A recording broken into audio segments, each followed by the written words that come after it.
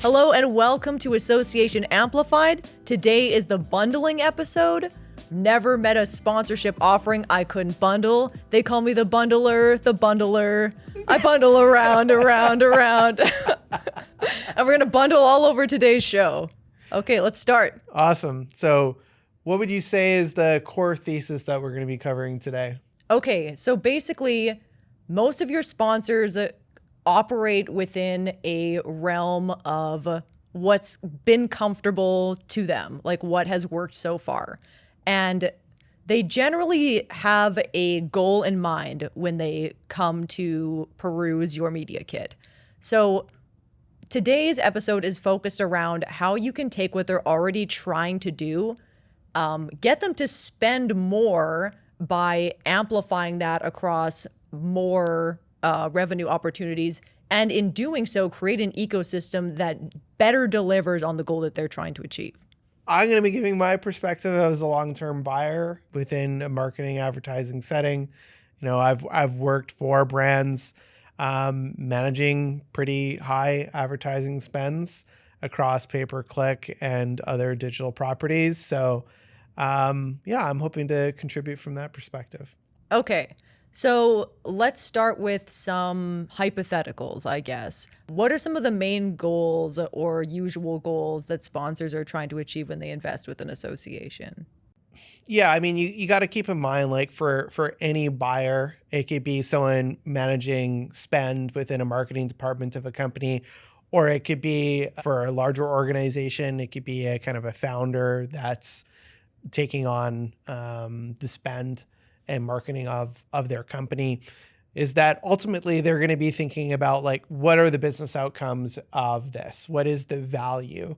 The smaller the organization's going to be, they're going to be looking for kind of more of an immediate win in terms of business development. Like, are they going to be able to take some action from like a sales standpoint today based off of whatever they're doing?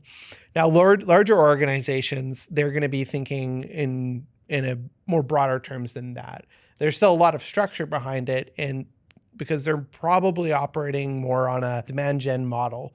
That is to say, is that they probably have either a CMO or head of marketing that is thinking about the fact that they're going to be splitting their resources likely in like a 25 to 75% focus. And that is that for any company, about 95% of your addressable market isn't purchasing. Only about 5% of your market is actually in a purchasing mode. So there's a common philosophy that does speak very sympathetically to brand awareness, right? Putting your messaging into the market, being a common name. So when people do find themselves in a position to make a purchase, that, they know you, they see you as an authority in your space.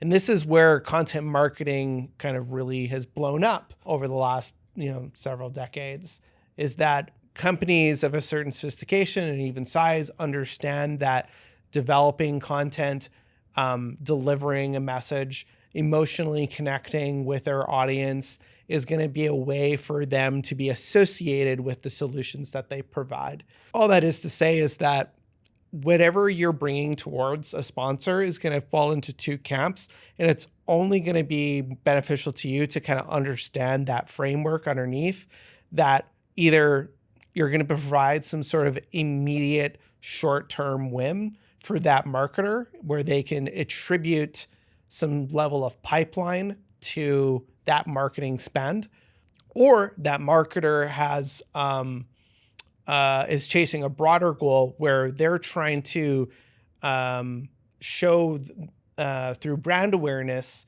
that company's messaging across as many kind of channels as possible, basically wherever their target audience lives. So with that kind of in mind, the solutions that you're going to be bringing forward are going to be either actionable in the short term. They're going to buy sales or someone owning pipeline, or you're going to be making that kind of more marketing brand awareness side of their brain happy because are they able to speak Like, are they being represented, and is their message being delivered?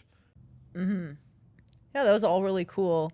Another thing I meant it. That was all really cool. Oh, no, I was just saying it was cool to hear. Yeah. I don't know as much about that kind of stuff, so. But I was mapping it to like the practices that I use every day when engineering the bundles, and was thinking like, oh, it's funny how like a lot of the ways that I already think when engineering these like does play into the things that you set up is what I was thinking. But like I just even though I wasn't necessarily like aware of the theory, I guess, which I think is common for like a lot of the ways like some people think, you know. Yeah. Anyway, the other question I want to ask you is another problem that we're going to overcome in this bundling exercise is that a lot of the time sponsors will laser focus on one particular spend area, and associations often have silos of sponsorable revenue. So they'll sometimes have like event revenue or like a media kit around their event, and it's in no way like tied to anything that happens like throughout the rest of the year. It's just specific to the event. And they might have like a digital magazine and a regular magazine, and maybe there's some overlap in those two things, but that's a completely different market and media kit than is related to the event. And then maybe they have digital sponsorships for their website and their content, but that's not related to the advertising and content marketing spend in the magazine or in the event. And there are oftentimes sponsors that only interact with one aspect. Like they always advertise in the magazine, but not at the show, or always at the show and not on the website. And I'm wondering if you have any theory, since you had so many interesting theories about the last question, like why that might be. Yeah, I mean, part of it comes down to price point, where like if you're looking at a media kit, you're only going to be able to kind of evaluate as many opportunities as like how much spend you have available. But the thing to keep in mind, and this may resonate with the audience, is like the person listening may think like, well, we get put in a box in terms of spend because they say that they have no more budget and like they just buy the same thing every year. And the chances are is that they've put you in a box in terms of budget because they've put you in a box in terms of what they think they could even accomplish, right? So if someone's going to your conference, they're not necessarily going to be able to, on their own, think that they can put together some sort of deal where they can expand that buy and get a better value out of it. It definitely would be a proactive buyer for them to be feeling that out or kind of open up that conversation. So it's like, it's really powerful as the seller to open up that conversation in a way with something like, what's going to make this a slam dunk for you? Like, tell me about what, you want to achieve through our organization. And you can get that person talking about like, how much reach they're ultimately wanting to spend. Like, are they an exhibitor? Maybe they haven't been one before. What are the restrictions preventing them from doing that? So like a practical example with this is like people should be aware like these types of organizations actually in a lot of ways are competitors to associations, but there's organizations out there that are both like a hybrid model of event and publication. So their whole business model is like essentially dropping into a sector of the market, let's just say agriculture, and propping up a publication, like a news publication. They'll have a website and then they'll have events and it'll be all one brand. And then they'll just go into a new category and put up a new IP where it'll be a new website that's harboring news. And they'll also prop up a new conference. And each one of those IPs could even have like several conferences or even several websites that are news related. And they're just producing content every day in those categories. So it's like the major outputs of an association with no association. With no membership model. So the product in some regard for them is that they're cultivating an audience. Like they're getting people sucked in through seeing this as a news outlet for a niche category. They monetize that website and this is all circle, I promise, back to your original question, is that, if I'm in agriculture and I want to advertise to nationally, or maybe it's in Nebraska, I can go to an organization like that and put like an editorial together. And it's like, by the way, even they're for profit, like they still deal with the same governance problem of like, well, we need to like actually say if something's sponsored or not, right? Because like they also do have standards. If the seller isn't actually coming to the buyer with a conversation about like, what are you trying to achieve?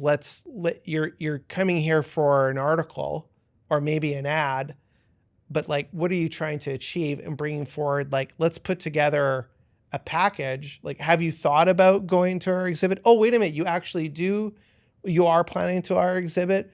Well, you were thinking about this. Why don't we do this? Because it'll be more beneficial to you. And maybe that's price, but maybe it's like, as the buyer, you could or the seller rather, you can contribute to like, if we do this now, you're going to base the evaluation of this off of how good this one buy does. But if we kind of have a campaign mindset and take your spend and line it up with your exhibition, then we can really maximize this purchase that you're putting inside of our exhibit. So like really having a stake in that your sponsors are going to like achieve their goals is really important. Your original question is like, why do people just buy the one thing? With all that said, it's two things. It's like, is the seller actually bringing forward a conversation that's trying to help the buyer achieve their goals?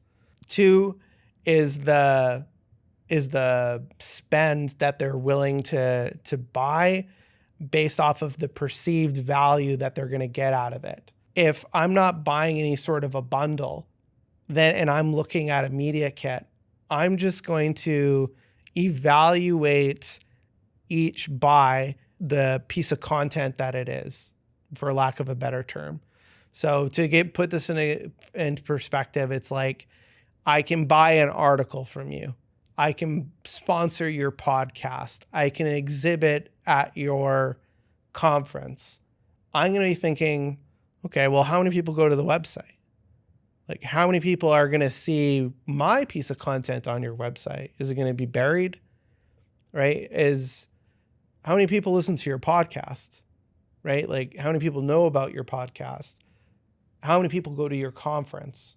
So when you see people that are only purchasing one thing, they're basically telling you, I don't think the rest of this stuff is really that valuable or successful. And like, this is likely what I feel is the most successful thing. Beyond just saying like everything above that might be too expensive. So pre-made bundles are a useful tool for sponsors that don't know how to think conceptually about maximizing their spend, and it gives them an easy like, oh, yeah, like I see that there's like a way to get more for cheaper. But to me, the best bundles are ones that you, in conversation, like craft together with the sponsor based on what their goals are, and then how you can maximize the exposure and the timeline.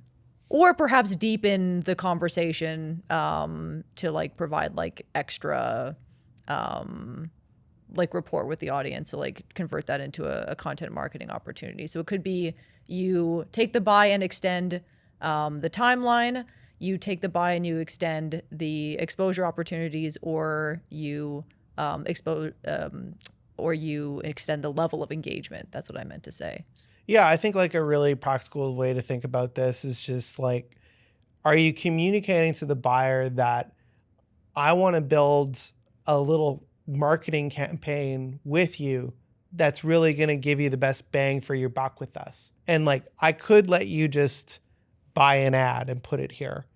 But like, to be honest, I don't know if you'll be entirely satisfied with that. Now, I can promise you that it'll get this many views. Maybe that's the way the conversation typically goes when you're selling advertising. Or say, maybe more familiar would be like in terms of publications.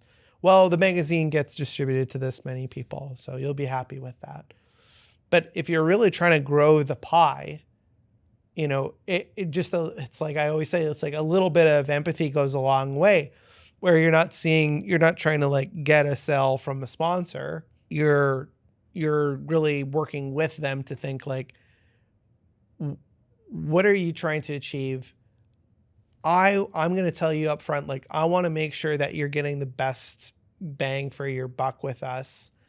And a good practice is to have, I think, a game plan in mind before you even get onto the call of like, who is that person? What have they purchased in the past? Is there any sort of history there? And then what do you actually think is going to be most beneficial to them? Like, working within obviously like the confines of what you're willing to do, you know, like I'm not trying to advocate like do anything the sponsor wants or anything like that. So like when you see someone just doing a minimal buy, or you see someone kind of is acting very transactional and then they go away, or maybe you see just a pattern in general of like, you're just kind of going through sponsors, like, and you're just having to work really hard to try and generate this non-dues revenue because it's a revolving door. It like, that's a really positive sign that you're not necessarily doing enough to either communicate the value or put together something that's designed to achieve what they're really trying to get. You know, so yeah, I think that's a really common association experience, especially when like going into new territories of buy. So say you've set up new website inventory and you're selling your leaderboard banner, and right away you get some interest, and then they put up their ad for like 3 months and they just get very little traction on it, honestly. Yeah. And like, do you have options that address that brand awareness perspective and also that more immediate? Because like your buyers are going to be responsible for both. They may have their priorities very heavily on the short term, or they may be more open to a mix of like, let's get you exposure and brand awareness. What are some ways that you can get your message out there? And then while we're at it, we can do X, Y, and Z to give you some like immediate leads, right? Like that's what a well-rounded buy is going to feel like. Is like, I'm going to provide a bunch of value to you, opposed to someone that maybe just like, maybe they're not that sophisticated in terms of their buying habits, and they just like buy an ad and then they go like, well, no business ever came out of it, so like, I'll put my whatever. ad elsewhere. Yeah, I'll do the same thing, but I'll just like bring it to a different venue, right? Yeah, absolutely. You know, depending on what industry you're in, the sales cycle can be like 18 months. So like, are you ever going to get attributed to any sort of business development if the sales cycle rather is 18 months and they took out an ad in your association? Especially if it wasn't digital, like anything that was an in-person or print exposure, you'll never be able to track or attribute those buys anyway. Yeah, absolutely. So again, like when you're thinking about, if you're in a position of like, I want to own increasing non-dues revenue, or at least I'm on the team that's evaluating how to do this. It's like, are you understanding the buyer? Are you empathizing with the buyer? Are you creating opportunities for those different categories? And then that way, when you go into those conversations of like, what are your goals, you can have different tools to address them.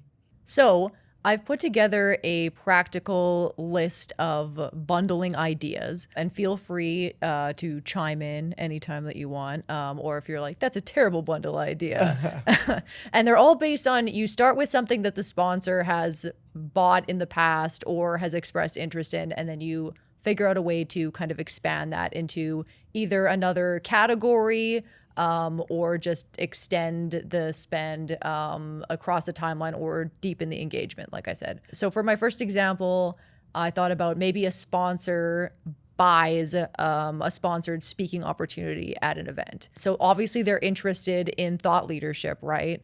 But it's limited to whoever shows up in that room that day. So for an add-on, you could potentially record that and release it as some sort of webinar or podcast, and extend that reach to cover the whole year. Or you could add subsequent add-ons that cut it into micro-learning episodes that expose that to audiences that aren't interested in long form. And you can make pipelines to it through cutting it into social media clips. So that's one thing they've already bought that could be like a whole suite of items that would improve their outcomes. Yeah, like as a buyer, what that says to me, like if I was on the receiving end of that pitch, is like, you're not trying to just like get me to do a short-term buy. Is that like you've actually put together something where you're actually trying to kind of maximize the value of the buy, and maybe that price point as the buyer, I need to evaluate if I can kind of like afford it, because my immediate reaction is going to be like, wow, that's actually a lot of value. Like that, if I was on the receiving end of that, that's actually where I'd be headed. So even if I was the type of person that knows that like I need to fill pipeline this quarter and there isn't any sort of direct lead gen out of that, meaning like, am I getting contacts to put into my CRM, have sales follow up on? Like, am I getting any sales qualified leads out of this buy? If I'm not, a pitch like that at least is enticing to me because it feels like I'm getting a good amount of exposure, right? I don't feel like I'm kind of like, well, here's the scraps off the end of the table, and by the way, I want your house. It doesn't feel like that. Because I can tell you, like, as a buyer, sometimes you evaluate some of these spends and you're just like, that's a lot of money, and the description is not communicating why that would be advantageous for me. Is that something that you see a lot? Like they've just bundled together a bunch of like random leavings and like, there you go. Like you sure did pay a lot and get more, like in the way that, if you've ever gotten like a subscription box that's like $400 value, but it's all just like trial mini products and like promotional items. Yeah, I mean, in my experience, most organizations are pretty bad at bundling in general. And it's actually individual reps that are really good at kind of having that philosophy. So like, I would say most media kits that I've come across, with some exceptions, they don't really lead with bundling, which is a really kind of like a missed opportunity, in my opinion, because let me put it through this perspective is like, over my career, I've spent hundreds of thousands of dollars on exhibiting. At that point where you're putting so much investment, like as an organization, you're already getting profitability through exhibiting. And every year the pressure is like, well, let's make it better the next year. Right. And every marketer knows like, you don't just like market harder and then like it has to come from somewhere. For every action, there's an equal and opposite reaction. Right. So if you were to come to me as a buyer and you're like, okay, Marcus, you're spending $40,000 with us. What if we interviewed you around the conference to make sure we're making as many people as possible aware about you attending, and it's like $2, $3, whatever, $1,000. It's like, I'm listening, right? Because like that really speaks to me, right? But that may not be something that I picked out in a menu of things that I can purchase. Mm-hmm. Or it could have started with a signal like you've contributed some sort of press release. And then we say, why don't we interview you for the magazine, and while we'll film it remotely. So then we'll have the magazine interview for the article. You'll have your press release, and we'll turn that into some sort of piece of video content as well. Yeah, absolutely. And again, it's like the thing that stands out about that is that, I said, let's interview you, right? So it's not like, Marcus, would you like fries with that? Like, would you like your logo over there while you're exhibiting? It's like, and don't get me wrong. I mean, I've been to some of the largest events in North America, and there's something to say for the companies that afford to plaster their logo across Las Vegas. Yeah, like if you have pockets that deep, then an awareness campaign that's literally just bathe the universe in my logo can be an advantageous strategy for you, for sure. And that's what I was kind of saying off the hop is like, at a certain level, organizations know that just mass marketing inside of their addressable market does pay off. And when cost savings happen and you strangle advertising, it's just like a pipeline. It's like, if it suffers from today, you're going to feel it in 6 months, 12 months, whatever your average kind of sales cycle is. So, that's one of the things that, private equity will do is like, they'll buy a business, they'll cut advertising, right, in something, and look at the money we saved. Look at the money we saved. And then in 12 months, they're like, how come we're not making as much money? It's like, because no one thinks about us anymore. And our competitor over there is, perusing with all our, addressable market. Hobnobbing in the market, yeah. And then someone wakes up and then goes like, oh, what happened to so-and-so? They were such a big deal. They really dropped off. Yeah. Like, that's a reality in specific industries, So all that is to say is that, if you're that mid-market, let's just assume like the majority of an association's kind of purchases are something like a mid-market organization, you saying, hey, you're exhibiting, I'm going to give you the opportunity to speak. Now, that doesn't mean like a breakout session. Like, there's some marketing advertising opportunity where you are more than a logo. That's going to mean something to that buyer because they're essentially a logo with tape over its mouth, like with lots of things to say. They have lots of opinions about, how do we solve this? They want to communicate how they're positioned in the market. So if you're able to cultivate some opportunities like that tie in with a purchase that it looks like they're already invested in, then you're going to have more success. Okay, I have another example. Okay, so in this scenario, I'm imagining an exhibitor that has paid for an upgraded directory listing. So obviously they're hoping to appear like on a short list for a search. They want people to visit their booth. So the goal is traffic to the booth. So we produce these pieces of content called Look Lives, where we go to the booth and we film an interview with them, and we film like footage of their technology or whatever they're showing off. So in that case, those pieces of content also go out in the show dailies, so they get additional pushes, and then they live usually on the association's destination website in perpetuity, or at least for the next year. So if we added something like that to someone that was looking for booth traffic, yes, not only would it turn the experience of a logo into like, wow, this is what's actually at that booth, like I gotta go check that out, but you've also extended that spend into the newsletter and then like into the year round instead of just at the show. What in that example we're most looking to do is to drive traffic to the booth in a way that deepens engagement. Like if you just see a logo, you're not, wow, I gotta check out that logo in the location where it is at the booth. But if you saw a video of the technology on display, you'd be like, I gotta put that on my list. Yeah, absolutely. I mean, like, picture's worth 1,000 words, where your logo is only worth so many words. The word on the logo. Yeah, especially if you are like an emerging brand, like you're trying to break into a product segment, people may not know what the heck your logo is. So as a buyer, something as shallow as a logo, next step up would be an ad that's at least communicating something, even just conceptually, like putting the word strong beside your product communicates like something on some sort of emotional level, I suppose. But strong brand. But yeah, what you're saying there is like you're able to convey a lot more, right? So that's, again, speak to someone that's on the purchasing side. Okay.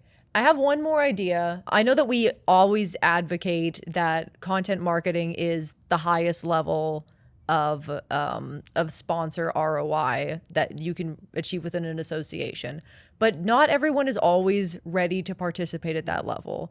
And sometimes it's just better to meet people where they are and where they're willing to spend, and maybe eventually nurture them toward a content marketing opportunity. And I would argue that you could often do that through bundling. In this example, maybe the sponsor really just buys logo placements. Like they want their logo on a lanyard, on a lunch, on a floor carpet, on a standing display. Why not take that and make it pre-rolls?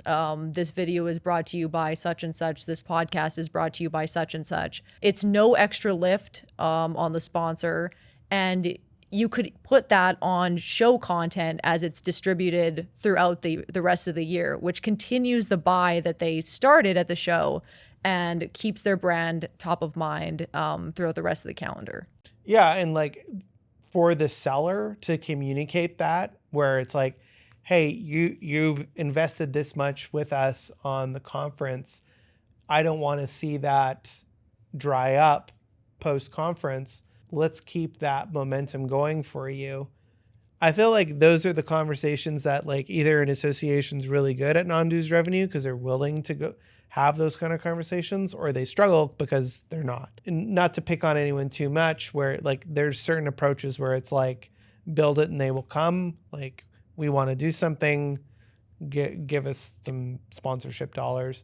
But really savvy associations really ultimately have unsung heroes inside of them that are willing to kind of communicate that value proposition for them. So again, I really go back to empathy of like, you know, these people are ultimately giving you revenue dollars to run your organization, and like there needs to be a tangible benefit for them. And if that tangible benefit is let's keep the momentum from your appearance at our conference by supporting us in our programming, you may be successful in doing that. The trick there is like they've already invested with you, right? Like they've already identified that there may be some opportunity. Maybe they're actually a long-term partner of yours. Like something like that would actually work really well for someone that is like a pretty loyal supporter of your association, right? Like why not have someone that has really earned a good placement for you to be able to support some sort of ongoing programming, right? And then as far as governance is concerned, it's like just be really clear that it's the content is not theirs if it's not, and they're contributing to the funding of it, right? Or vice versa. Maybe the content is they're contributing to the content. So just like be really clear about that. I know you said earlier that you don't want the mystery grab bag of leavings to be the bundle. But there is a lever to pull there if you want to get somebody used to spending a new category to throw in, like with their buy, some heavily discounted spend or free spend in another place. So say like they invested at the show and you're like, oh, you bought so many show things, like you get a magazine ad for free. And then suddenly they have reporting from how that ad performed, and they might be interested in spending in another category. Yeah, I love that idea. I mean, it's a great message for your buyer is like, we have the opportunity to do an omni-channel buy here. So we have our conference, we have our website, we have publications. You know, let's really maximize your exposure by advertising across like these different channels. That's going to kind of widen their reach and brand exposure. You can back up, say, maybe you're discounting or incentivizing that additional piece in the journal or magazine. You can extend the message that, you know, our membership gets this magazine, and now they're getting exposure in person, online, and also when the magazine hits their front door. That message of let's do something that's going to increase your chances of success is a really good way of going into the conversation when you know the goal is to try and extend their spend. Okay, so we're nearing kind of the end of the episode here. And I think there was a lot of really actionable ideas. And the only thing that is kind of a bummer to me is that a lot of what we've outlined today is predicated on the fact that there's going to be like a very motivated and hardworking person at the association that is like thinking so strategically and hustling really hard and trying to be like one step ahead of like what their sponsors are thinking, and then like building a collaborative relationship with them where they don't feel like they're being sold to. And it just seems like maybe it feels like kind of a lot. So do you have any like actionable ideas to make that framework, I guess, like easier to action? I really don't think at the end of the day it is a lot. And like why I don't think a lot is like it's not about playing 4D chess and being a psychologist or, Wolf of Wall Street or tricking people, or like it really is like treating the person that you're talking to like someone like you care about. That's all this is. Like you and your organization are going to come up with what those pieces of inventory are and then talk to someone across the table like it's someone you actually care about. Now I get that not everyone you're going to talk to is someone that you like. But like that's the margins. That's in the margins. Most people are great people to talk to, and those people are giving you their time and attention and possibly dollars. So if you're someone in a position of kind of owning that, it really is just like, what you're selling, in terms of the opportunities that you've put together with the inventory, and like ahead of your talking with these folks, think of like, if you're in their seat, like what are some ways of mixing and matching the pieces in your inventory to kind of maximize exposure for people, right? And going back to the very beginning, like knowing that there's a difference between general brand awareness and that every marketer that is even willing to invest in brand awareness is always going to want to follow that up with a desire to inject their messaging. So speak about themselves, perhaps. And then furthermore, know that every marketer or buyer is going to have some level of pressure to contribute to pipeline. What is kind of a couple combinations ahead of even picking up the phone that you think speak to that, right? And again, that mindset of like you're trying to help someone opposed to, get their money, right? Goes a long way. Right. So maybe you have your published gold, silver, bronze, this and that, but then you have some back pocket like pre-bundles that you have like built into your, I don't want to say script, because I just mean script in the way that like the technical term for a sales script, not like it's literally like a script every time you have a conversation. If you're trying to chase that in terms of grow that pie, bundling is, I think, a really good way of approaching that, because what is that going to translate to? Are you just going to increase prices? I mean, you can. Is your market going to accept it? They might, but that's like a lot of shrugging, right? Like I don't necessarily like that as a strategy. Like you can do those things and it's a tactic, but we're not really being strategic in terms of just increasing prices. So that's why bundling is actually smart, right? Even in just conceptually, if you can't even change what your inventory is, what's on your media kit, like you as the seller, just thinking about what's a good bundling of things for different types of buyers at like different sizes and price points, you're mentally just preparing for the conversation. Aside from that, we talked about like incentives, like getting people that maybe they're like old school and they only go in the magazine, and like we haven't been able to sell any of this digital inventory with them.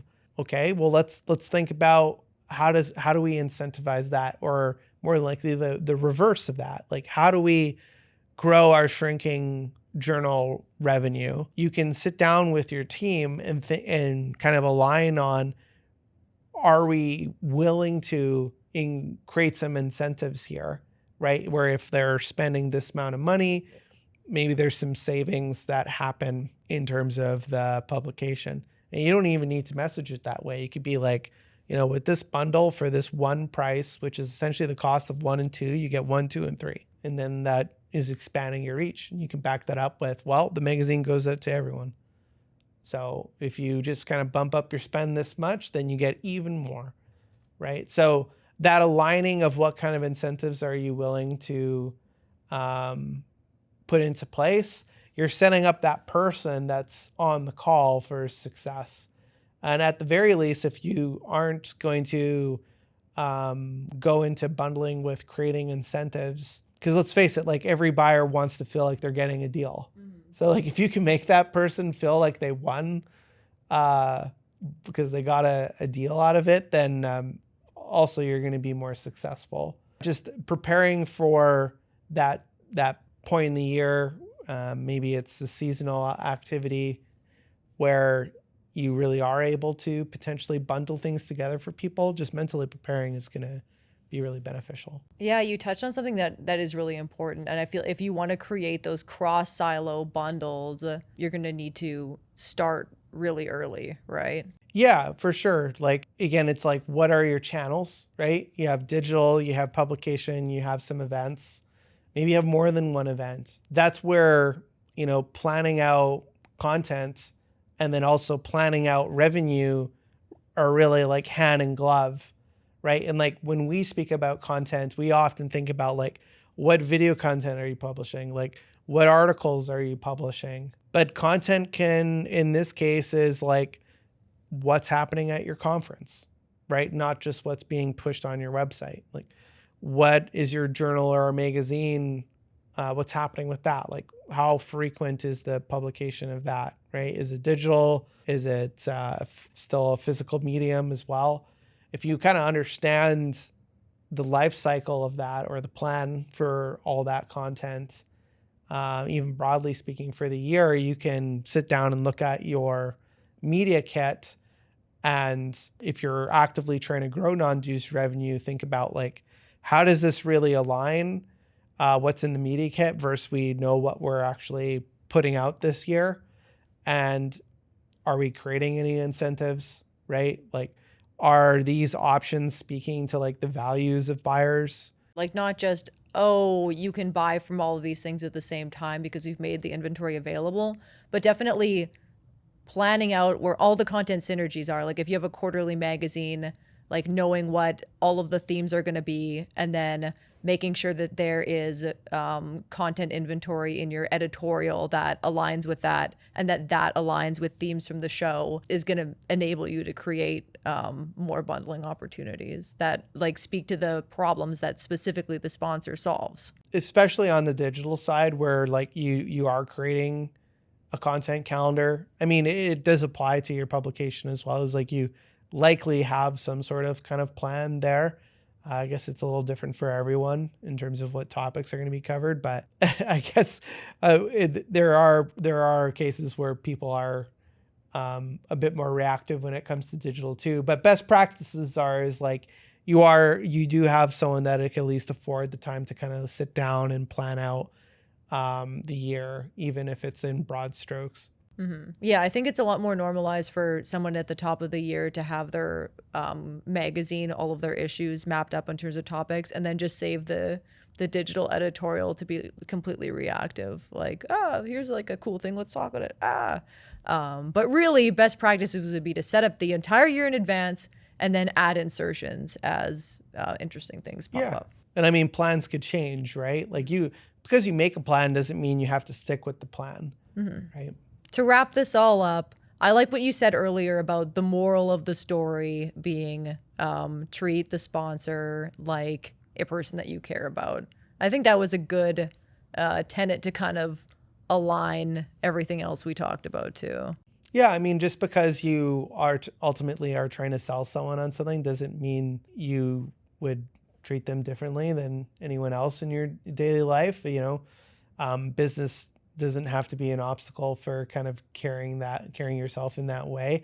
And ultimately, if someone doesn't choose to purchase something from you or, accept your pitch or ideas, like that's not a bad thing. It's potentially is a lesson. And, anytime that you put something together for a sponsor and maybe they don't purchase, like that's an opportunity to learn from them. So either in the moment or circling back with them later, like carving out time to kind of really understand where it missed the mark is just going to make your organization stronger at understanding your market. And, the difference between not hitting your non-dues revenue goal and hitting your non-dues revenue goal is really about knowing the market.